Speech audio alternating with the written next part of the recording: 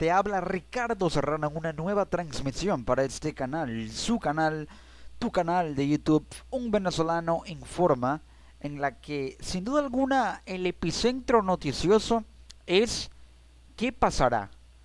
Y los días subsiguientes a la manifestación, a la gigantesca manifestación, porque así fue, tras la convocatoria de la plataforma opositora de la Mesa de la Unidad Democrática para exigir un revocatorio al presidente de Venezuela, Nicolás Maduro, una jornada de protestas que fue convocada para el jueves 1 de septiembre del 2016. Diversos medios internacionales le dieron cobertura a la manifestación. Organismos internacionales la catalogaron como la más grande de América. Hubo muchos pronunciamientos a favor y en contra, tanto por parte de la sociedad civil, de la gente en la calle, del venezolano de a pie, como por parte de periodistas, analistas, expertos. Ahora, ¿qué fue exactamente esta marcha? Más allá de una simple marcha o una simple protesta, ¿generó resultados? ¿Fue positiva? ¿Fue negativa? ¿Fue un éxito? ¿Fue un fracaso? ¿No fue ninguna de las dos cosas? ¿Benefició a la oposición? ¿Inició un cambio en Venezuela? ¿Generó un efecto importante? ¿Se vio el resultado? Todas estas preguntas y muchas más vienen a la mente de los venezolanos que unos estuvieron a favor, otros en contra, pero después de la marcha, porque a pesar de que una gran cantidad de personas, una mayoría, aproximadamente un 80%, que rechaza la gestión del presidente Nicolás Maduro, se volcó a las calles para llevar a cabo esta manifestación, pero después los resultados no fueron los esperados en cuanto a la satisfacción de la gente, porque muchos se mostraron en descontento e inconformidad, insatisfacción con respecto a esta movilización debido a que no generó los resultados que se esperaban. Muchos venezolanos aseguraron que no sirvió de nada que la oposición haya convocado a muchos venezolanos que se trasladaron de sus hogares de diversos estados y puntos del país a Caracas. Unos incluso lo hicieron a través de peregrinajes, unos se vieron involucrados en detenciones, en amedrentamientos por parte de cuerpos de seguridad del estado que les impidieron el acceso o el paso en esa vía hacia Caracas. Muchas denuncias, muchos venezolanos descontentos con respecto a esta movilización, pero más allá de ello, ¿qué efecto político y social genera? La oposición, por su parte, asegura que 1 millón de venezolanos participó en la marcha contra Maduro. Así lo informó el diario El País de España, uno de los principales medios internacionales que le dio cobertura a esta jornada de protestas del 1 de septiembre, porque, según lo reseñaba en sus informes, la oposición al gobierno del presidente Nicolás Maduro se concentraba hoy en las calles de Caracas para exigir celeridad en la convocatoria de un referéndum revocatorio del actual mandato el 1 de septiembre, las horas previas a la protesta organizada por la Mesa de la Unidad Democrática y que pretende colmar o pretendía, ocurrió de manera contundente, pretendía colmar tres importantes avenidas de la capital venezolana. Por ejemplo, o se tiene la avenida Río de Janeiro, la autopista Francisco Fajardo, la avenida Francisco de Miranda, añadiendo también la avenida Libertador, con manifestantes provenientes de todo el país, sucedieron en medio de una fuerte tensión. El gobierno demoró la entrada a Caracas con retenes militares y vehículos accidentados en un esfuerzo por restarle impacto a la manifestación. Varios dirigentes de Voluntad Popular, la formación de Leopoldo López y uno de los partidos integrantes, el más radical de la coalición opositora, han sido detenidos y se ha reportado la deportación de varios equipos de reporteros que intentaban cubrir el desarrollo de la marcha. El ejecutivo, es decir, el presidente Nicolás Maduro, alienta la especie de que sus adversarios preparan un golpe de Estado. Se tiene reporte de que periodistas de medios como CNN en español, también del diario Le Monde de París, de la cadena Al Jazeera, medios internacionales respectivamente de Estados Unidos, de Francia y Qatar, fueron detenidos y no se les permitió cobertura o realizar cobertura periodística a la marcha por supuestamente no contar con credenciales de periodistas internacionales para cubrir las marchas, e incluso uno de ellos fue deportado. Se tiene conocimiento de esa situación, pero más allá de esto, ¿qué expresa la gente? Es decir, ¿qué efecto político genera y cómo se puede interpretar todas y cada una de las posiciones y opiniones tanto a favor como en contra para hacer un análisis de lo que fue esta marcha? ¿Qué sucedió? Hay tuiteros venezolanos de a pie que emiten opiniones como, por ejemplo, lastimosamente es hora de decisiones radicales, donde Nechuo, Alup o Capriles responden: el sujeto ideal está en presión. Sí, así lo reseñan tuiteros, y estas son opiniones que pude recabar en Twitter, una red social que estuvo muy activa. ¿Cómo puede interpretarse esto? Es decir, hay decisiones que tienen que tomarse, por supuesto, porque es una marcha, o más allá de una marcha, es una manifestación donde se tiene que hacer valer la estrategia de la presión social, socio-institucional. Ahora, hay decisiones radicales que van más allá de simples manifestaciones o protestas. Decisiones que deben focalizar la protesta en tensión, y la tensión debe ser presión, y viceversa, deben materializarse en efectos concretos, y los efectos concretos deben, sin duda alguna, ser la organización y también, más allá de la presión, la demostración de fuerza que lo ha hecho. La oposición ha demostrado su brazo político sobre el gobierno y al gobierno. Pero esta tuitera dice que el sujeto ideal está en presión. Ahora, ese líder conocido, Leopoldo López, podría tomar decisiones radicales donde aparentemente Chuo Torrealba, Ramos, Alupo, Capriles no tienen la fuerza o la voluntad política de canalizar y saber administrar ese capital político. Así se hacía entero. Opinión y dice siguiente: nuevamente la ciudadanía supera todas las expectativas de cualquier partido, un incalculable capital político que nadie sabe aún administrar. ¿Por qué? Porque la expresión social que ha habido en Venezuela en todas las protestas que se han generado y que han desembocado en un descontento donde la oposición y también tanto la política como la social, porque la política es o está integrada en los partidos que conforman la mesa de la unidad democrática, pero la social es la gente en las calles, los venezolanos descontentos, el 80% de los venezolanos que rechaza la gestión de Maduro.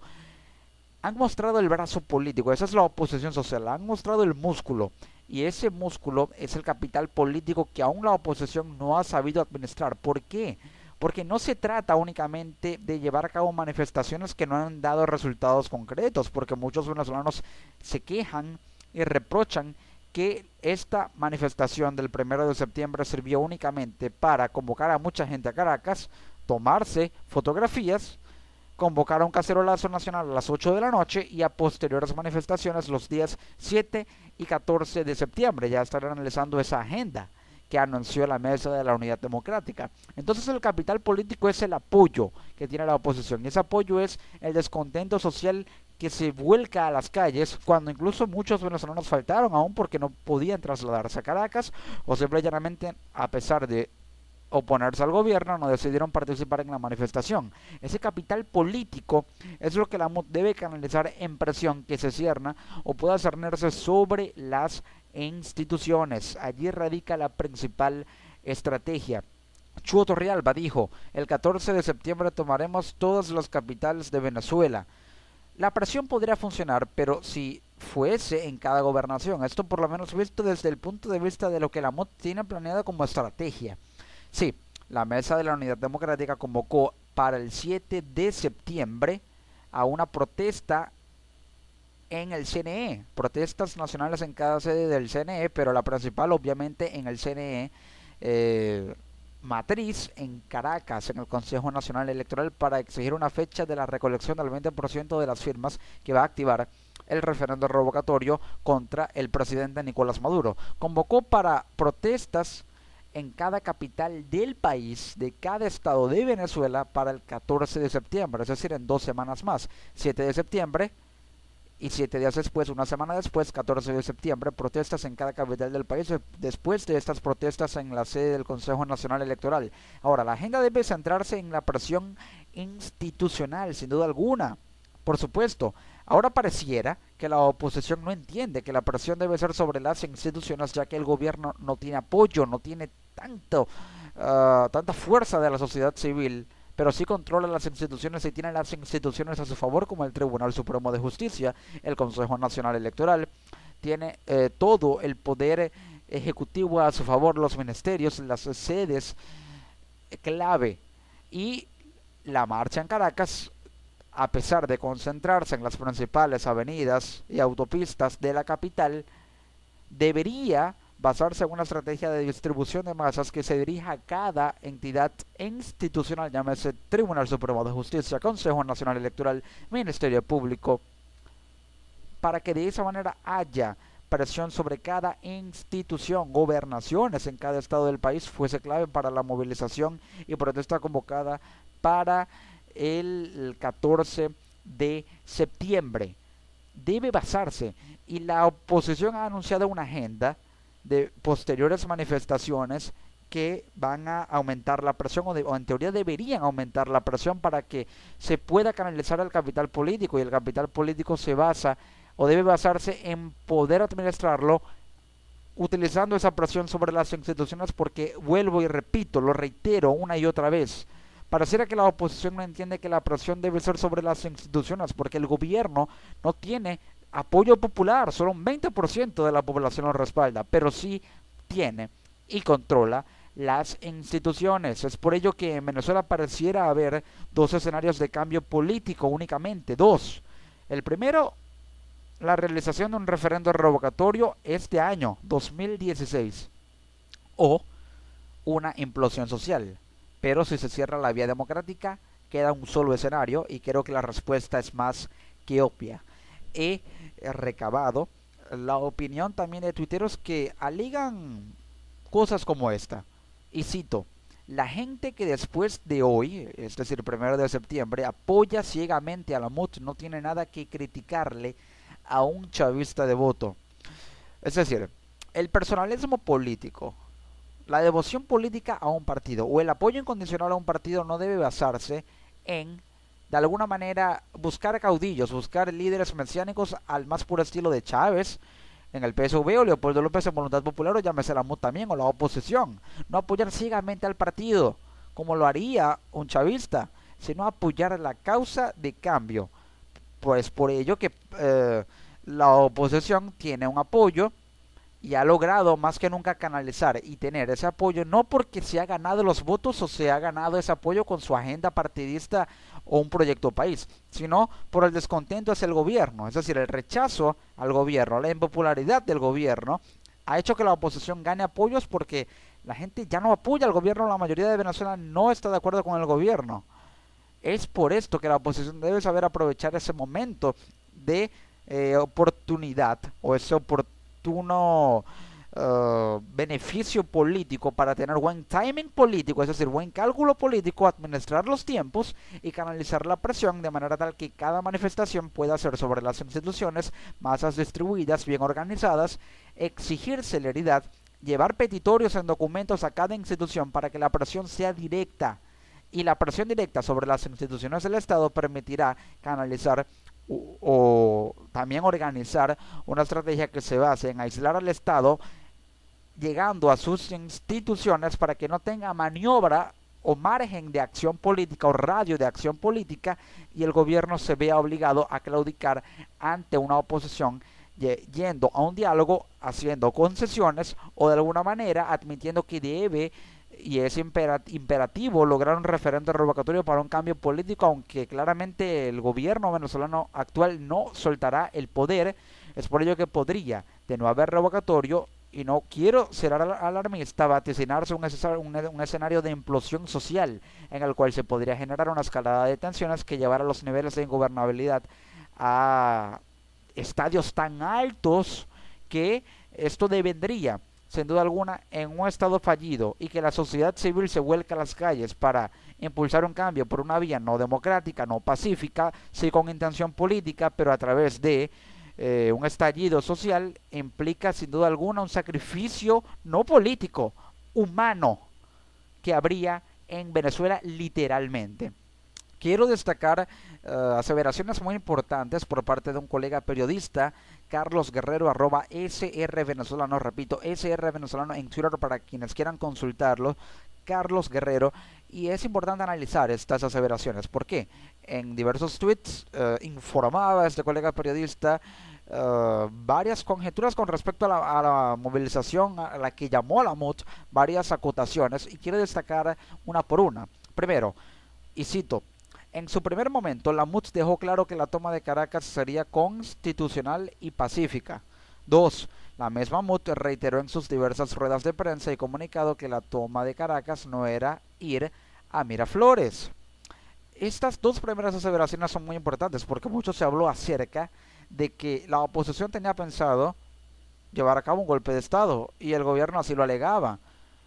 Es decir, las falsas informaciones o la desinformación llevaba a pensar que de alguna manera esto implicaba un golpe de Estado cuando en realidad implica el inicio de una fase de manifestaciones de descontento social, de presión sociopolítica sobre las instituciones para iniciar una transición que devenga en el cambio político a través del mecanismo constitucional del referendo revocatorio y de cerrarse la única vía democrática que queda, que se llama referéndum revocatorio, implicaría una implosión social debido a que o la sociedad civil llega a un descontento en el cual los niveles de ingobernabilidad hacen que Venezuela sea un estado fallido como para que el cambio de gobierno sea por una vía no constitucional, o continúa el mismo régimen político que podría, de no cambiarse el modelo, de no ceder, de no formar alianzas con la oposición o iniciar un gobierno de unidad nacional, hacer que Venezuela llegue a un colapso inimaginable o incluso mucho peor,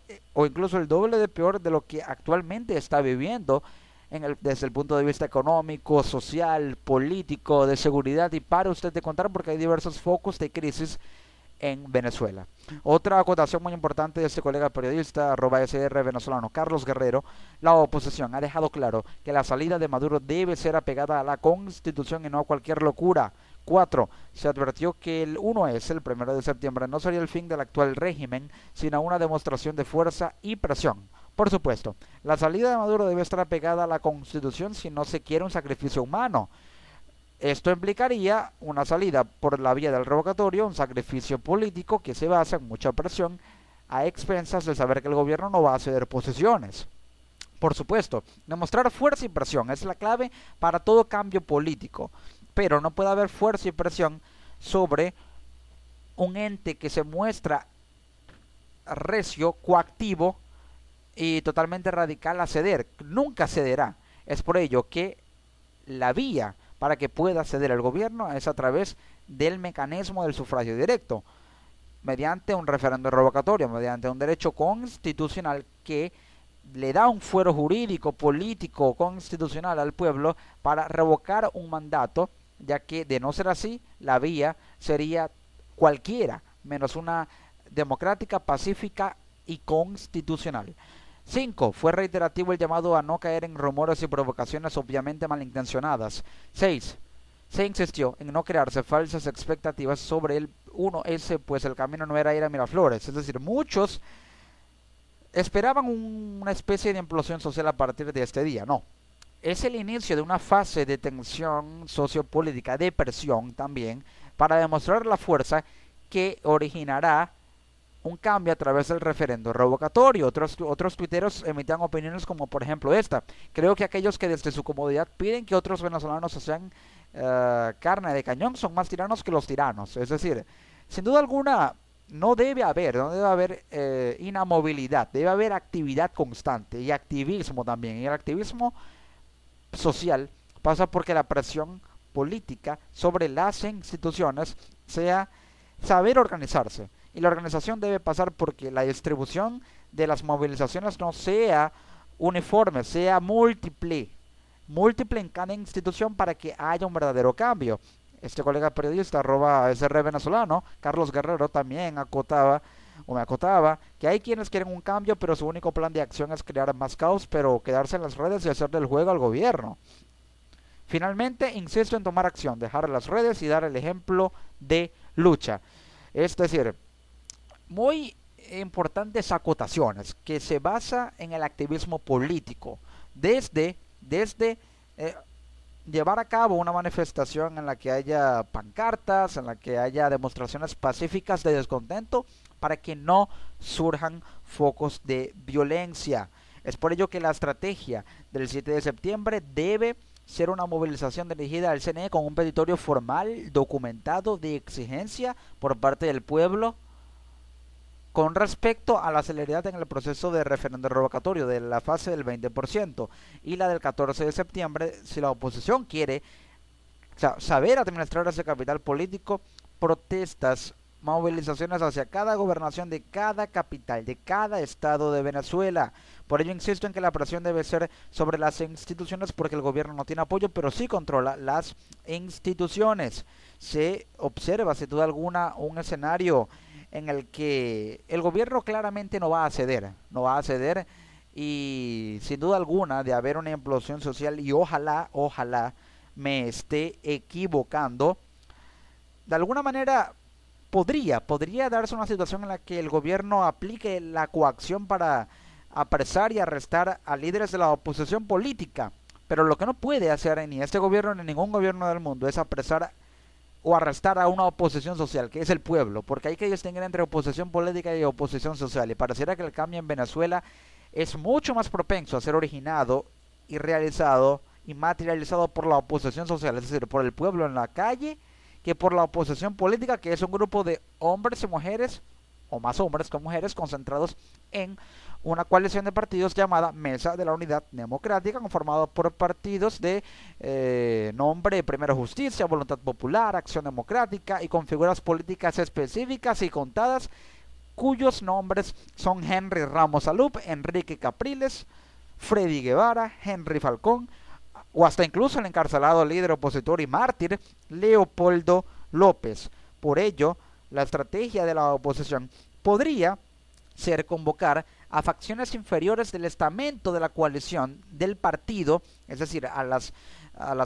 facciones bajas, a las más expuestas, para cubrir a las facciones superiores, para evitar que los líderes sean apresados y hacer un sacrificio político que implica sin duda alguna que la oposición pierda fuerza, por lo menos desde el seno partidista, pero no desde el seno social, que es donde debe canalizar ese capital político para seguir llevando a cabo estrategias de movilizaciones como la que convocó también para el 17 de septiembre en una protesta nacional de 12 horas. A pesar de lo que convocó, se generaron focos de violencia. Por ejemplo, a las 3:20 de la tarde un pequeño grupo trancaba la avenida Río de Janeiro a la altura de las Mercedes en Caracas.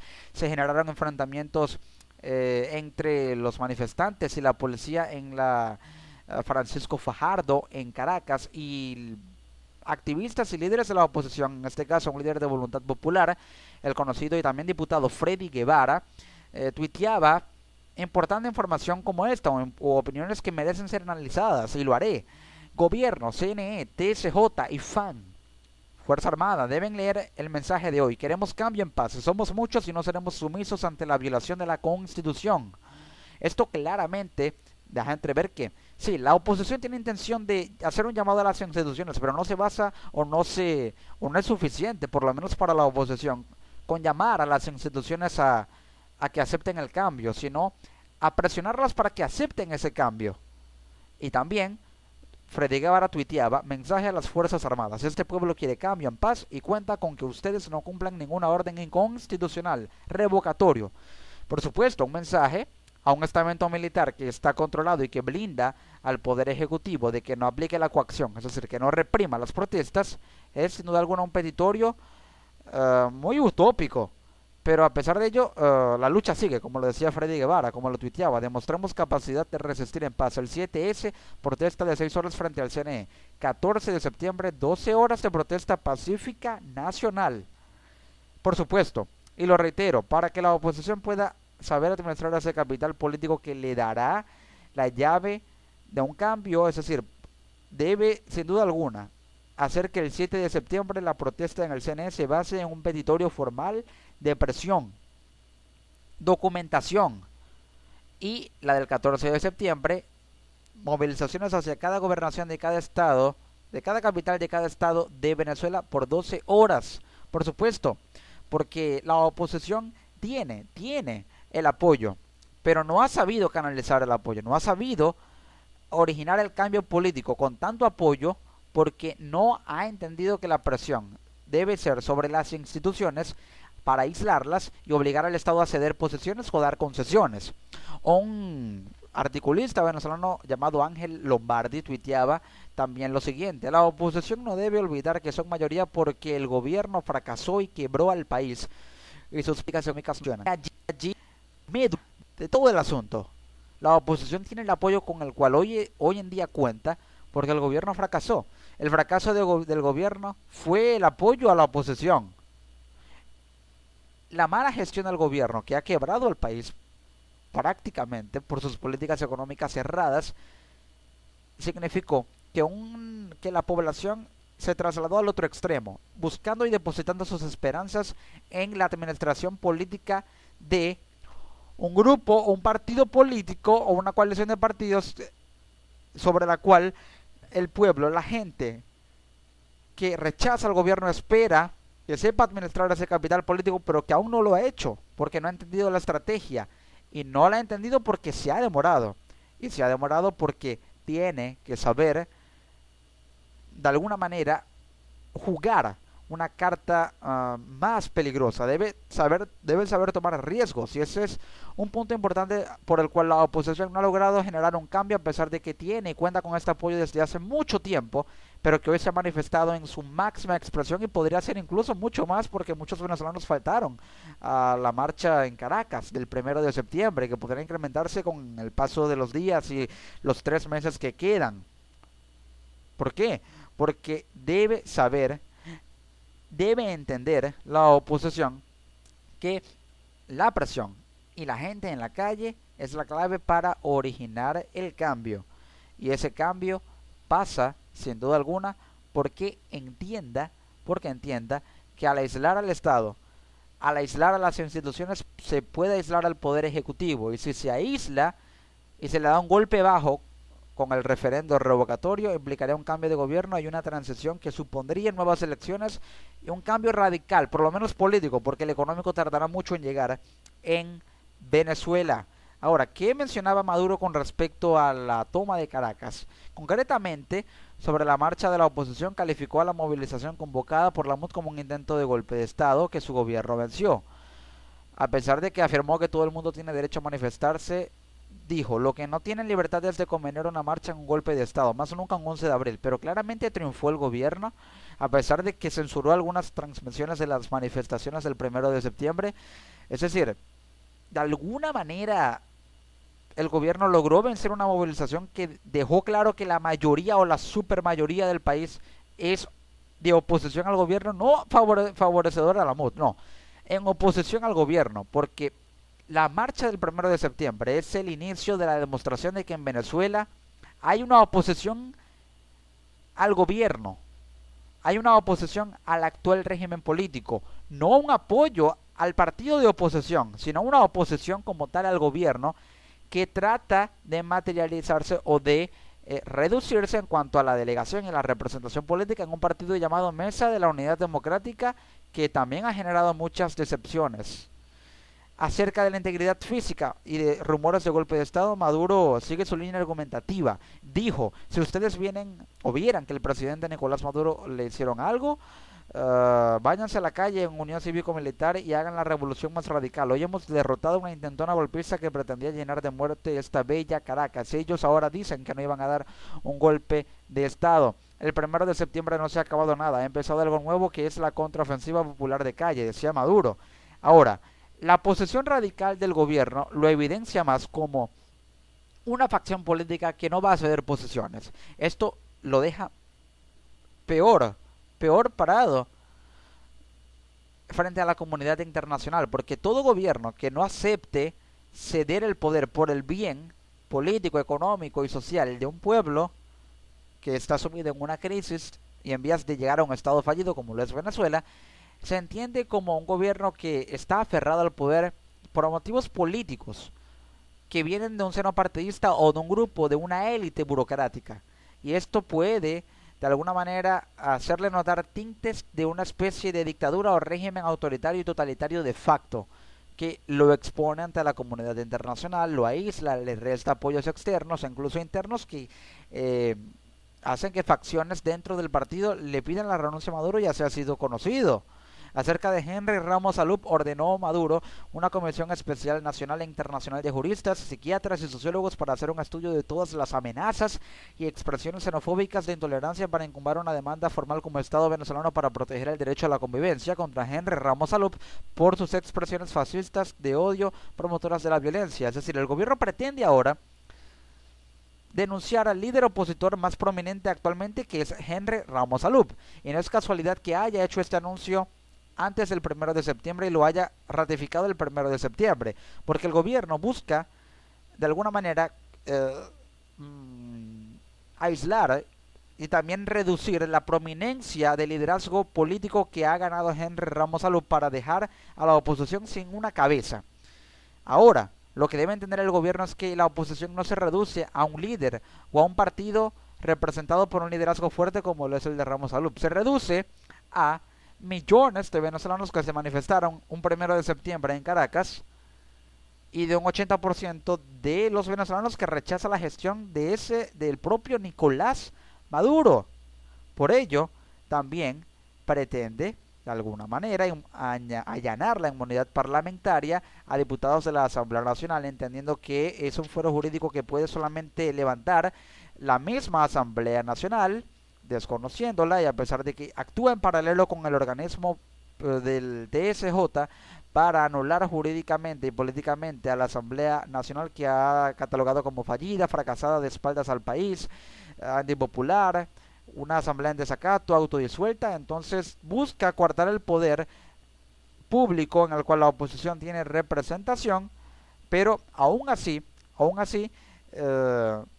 pareciera que el gobierno y Nicolás Maduro no están entendiendo tampoco, así como la oposición no entiende algunas cosas, que no se trata de atacar al partido, se trata de enfrentar a un 80% de la población venezolana volcada en las calles que está en contra de su gobierno, porque el gobierno está luchando contra un partido, sataniza un partido, pero no puede luchar contra un pueblo o una oposición social, un 80% del país que rechaza su gestión y que originará un cambio por una vía democrática o por una vía no democrática, lamentablemente. Es por ello que todo esto se reduce sin duda alguna, y en conclusión, una conclusión muy personal, una opinión muy personal, en que el futuro político de Venezuela podría decidirse en este último trimestre del año 2016, en estos meses que quedan, septiembre, octubre, noviembre y diciembre.